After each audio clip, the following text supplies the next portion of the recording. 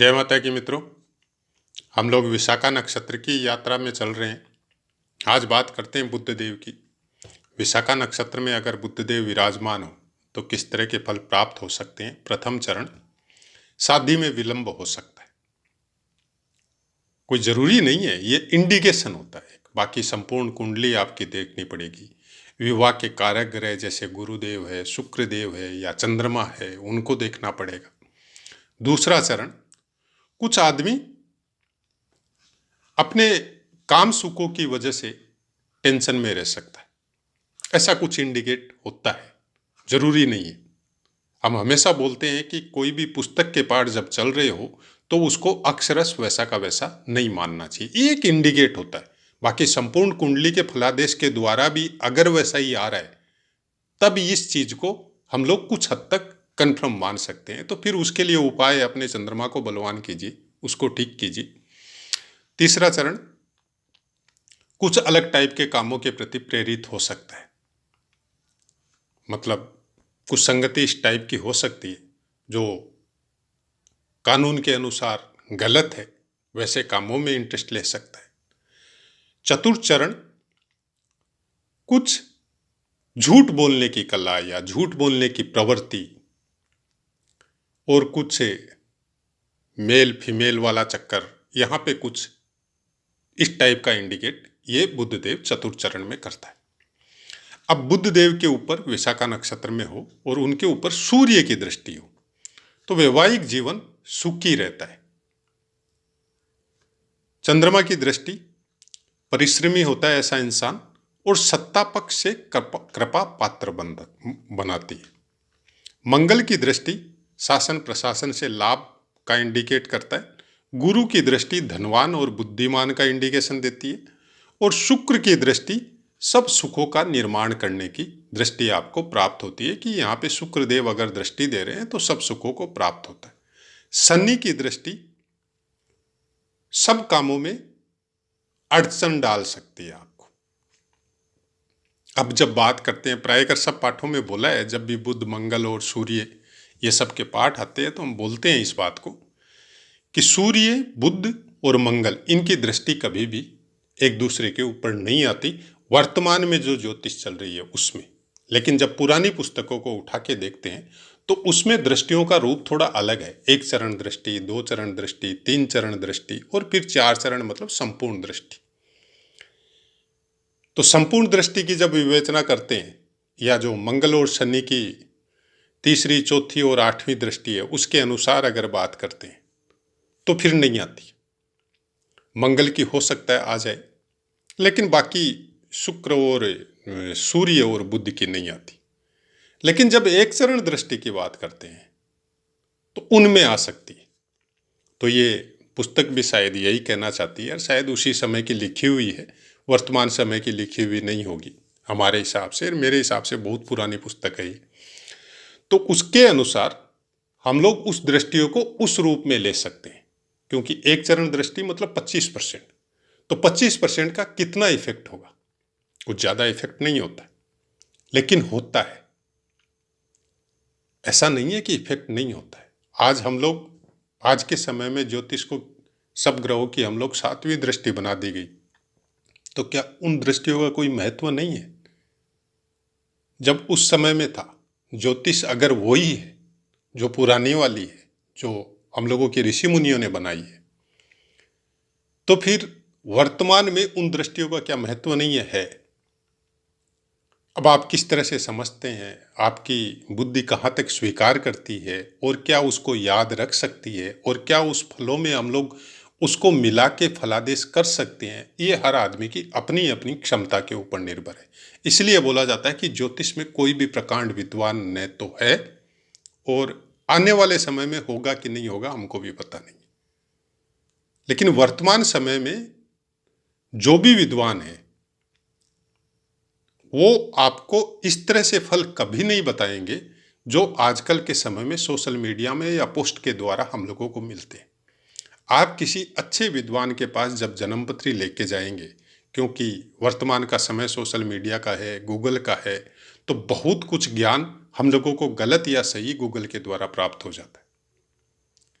तो जब किसी अच्छे विद्वान के पास जब हम लोग जाते हैं, पहली बात तो हम लोगों की दृष्टि नहीं होती है कि वो विद्वान हो सकता है क्या, क्योंकि हो सकता है वो सोशल मीडिया में नहीं हो सकता है उसकी वाणी इस तरह की धारा प्रवाह नहीं हो जिसको सुन के हम लोग अचंभित हो जाए, तो हम लोगों की दृष्टि में वो विद्वान नहीं होगा।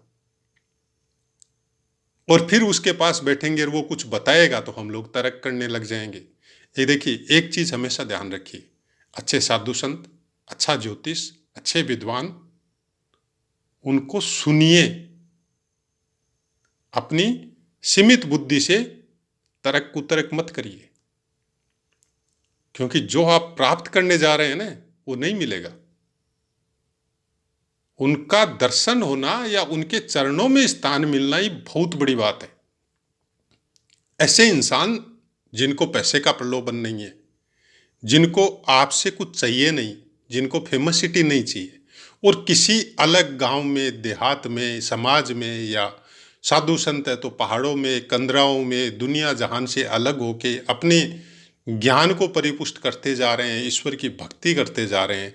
और हम लोग जाके आजकल के वो जो भोगी प्राणी जिनको बोला जाता है, सब तरफ से सब तरह की वासनाओं से पीड़ित होके, और हम लोग अपनी कुंडली का मतलब जब तकलीफ आई तब किसी को खोज के किसी ने बता दिया और चले गए, और फिर वहाँ जाके उसके पास तर्क करते हैं, तो उसका एक परमानेंट डायलॉग है जो हम कईयों के मुख से सुना है। हमने भी जब गए थे तो वहाँ पे बहुत सी ऐसे थी, 5-7 आदमी, 10 आदमी, 20 आदमी थे, तो उनमें से कुछ इंसान वो गूगल वाले ज्ञानी थे, तो उन्होंने जब तर्क किया तो उनके मुंह से जो वाणी सुनी ने, मतलब मन को अच्छा भी लगा और खराब भी लगा कि इतने अच्छे गृहस्थ में रहते हुए संत टाइम का जीवन और इतना अच्छा ज्ञान, और इतनी दूर से वो आदमी 500 किलोमीटर दूर से गाड़ी लेके आया था उनसे मिलने के लिए, और यहाँ आके इसने कुछ भी प्राप्त नहीं किया। मतलब उसके अपने कर्म इस टाइप के थे कि वहां से उसको कुछ नहीं मिलने वाला था। जब वो दक्षिणा का वहां पे कुछ रखने लगे 200-500, तो उसको भी मना कर दिया, बोला नहीं आपका बहुत खर्चा हुआ है इतना दूर जाने से, और हम आपके कोई भी काम नहीं आ सका, तो आप ये पैसे ले जाइए, हम आपसे कोई दक्षिणा नहीं लेगा। क्वेश्चन हुआ किसी ग्रह से संबंधित, हम उस ग्रह का नाम नहीं लेंगे, उस ग्रह से संबंधित कोई भाव में ऐसे ही विराजमान थे 12वें घर में, और उन्होंने पूछा था कि मेरा इस ग्रह का महादशा चल रहा है और ऐसी ऐसी पीड़ाएं आ रही है। तो उन्होंने डायरेक्ट बोला था कि आप एक काम कीजिए, सुबह उठ के डेली ये स्तोत्र का जाप कीजिए, पाठ कीजिए, आपकी कुंडली के सब दोष नष्ट हो जाएंगे। ये स्तोत्र का पाठ तो उन्होंने अपने ज्ञान के अनुसार उनके साथ तर्क किया, बोले ये स्तोत्र का पाठ तो उस ग्रह से संबंधित है, तो इस ग्रह की पीड़ा का निवारण कैसे होगा। तो जैसे ही उन्होंने ये बोला, बोलते ही उनकी दृष्टि थोड़ी, आंखों का साइज थोड़ा बड़ा हुआ, और उन्होंने उनसे बोला देखिए मैं बूढ़ा हो गया हूँ, थोड़ा इतना अब मेरा भी मेमोरी नहीं रहता है, आपसे क्षमा चाहता हूँ, और जिन्होंने आपको भेजा उन्होंने भी गलती की, आपको इतना दूर नहीं भेजना चाहिए था, फालतू में ऐसे ही आपका इतना खर्चा लग गया। हमको इतना ज्ञान नहीं है ज्योतिष का, हम केवल बैठ के यहाँ पे माता की भक्ति करते हैं। तो आप कोई अच्छे विद्वान को पकड़िए, हम अच्छे ज्योतिष नहीं है, न तो हम कहीं पे पढ़े लिखे हैं, न कहीं स्कूल कॉलेज में गए हैं, और हम वहीं बैठे थे। आप सोचेंगे नहीं, मतलब इतना मन में तकलीफ हुआ, और उस आदमी के प्रति दया भी आई कि इसने क्या बोल दिया यहाँ पे आके, क्या इनको मिलने वाला था और क्या हो गया इनके साथ। और सेम चीज के लिए पूछने, हम किसी की जन्मपत्री थी हमारे पास, हमारे दोस्त ही थे, वो भी साथ भी थे, तो हमने उनको बताया था वैसी बात, फिर उसको ठीक करने के लिए, उनको भी विश्वास हो जाए, तो वहां पे लेके गए थे। सेम उसी चीज के लिए हम लोग गए थे, जो उन्होंने पूछी उसी चीज के लिए हम लोग गए थे। तो सब लोग अपना अपना प्रश्न पूछ पूछ के जा रहे हैं, हम लोग दोनों पीछे ही पीछे बैठे थे, आराम से उन्हीं की तरफ देख रहे थे, उनके चरणों में ध्यान था और माता का नाम ले रहे थे।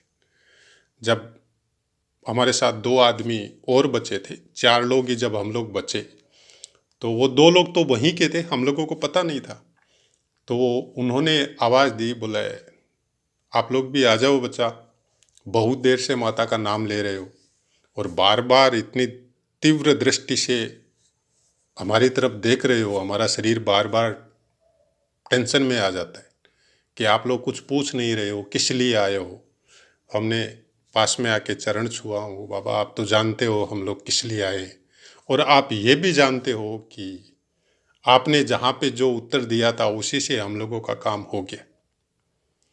बोला हो गया तो करो उसको, जब आए हो माता के स्थान पे तो मंगल तो होगा ही, फिर करो उसको।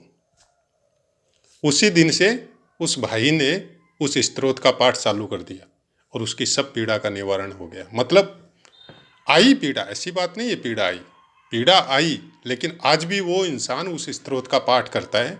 और जो आदमी सुबह 9 बजे उठता था वो आदमी आज के टाइम में 5 बजे उठता है।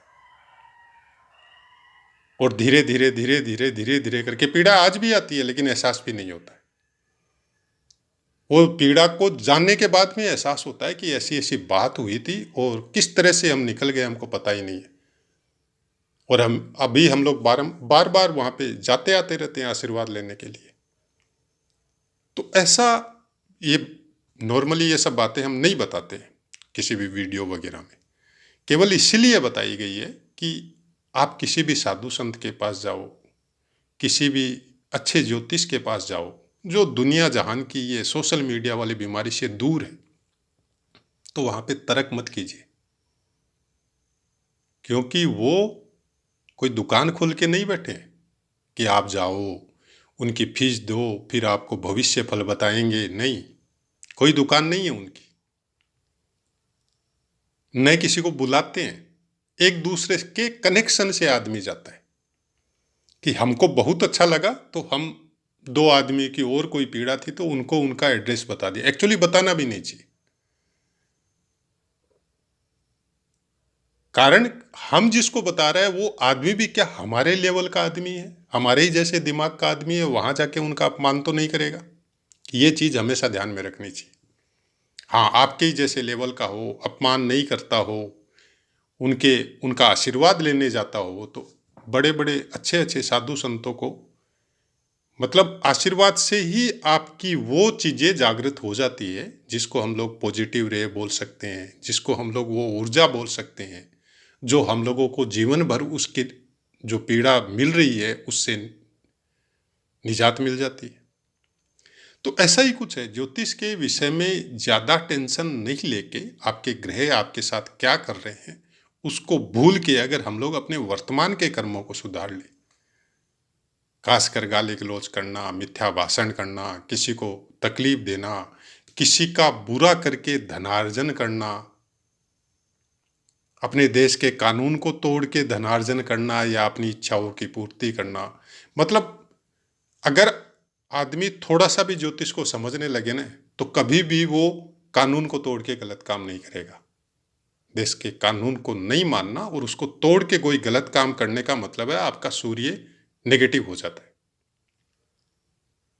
सूर्य शासन प्रशासन से पूरी तरह कनेक्टेड है, तो ऐसे आदमी के मान सम्मान में हानि होगी ही होगी। ऐसे आदमी का कहीं भी मान सम्मान होना बहुत मुश्किल हो जाता है। आपने देखा होगा बहुत आदमी ऐसे आपके गांव समाज में मिल जाएंगे कि बहुत पैसे वाले हैं, लेकिन समाज में या गांव में कोई इज्जत नहीं है उनकी। तो जब आप ज्योतिष को समझने लग जाएंगे, उसको अच्छी तरह से ग्रहों के कारकत्वों को समझने लग जाएंगे, हो सकता है आप पैसे वाले नहीं हो, लेकिन आपकी यात्रा ये जो भौतिक शरीर की है वो बड़ी सुगम हो जाएगी। फिर आप उन चीज़ों को भी समझने लग जाएंगे कि ये सब कुकर्म हमको थोड़े से जीवन के लिए जीने के लिए नहीं करने। और ज्योतिष को इसी तरह से समझिए, ज़्यादा भविष्य के चक्कर में अपने आज को खराब मत कीजिए। अब अपनी वाणी को विराम देते हैं, आपसे आज्ञा लेते हैं। जय माता।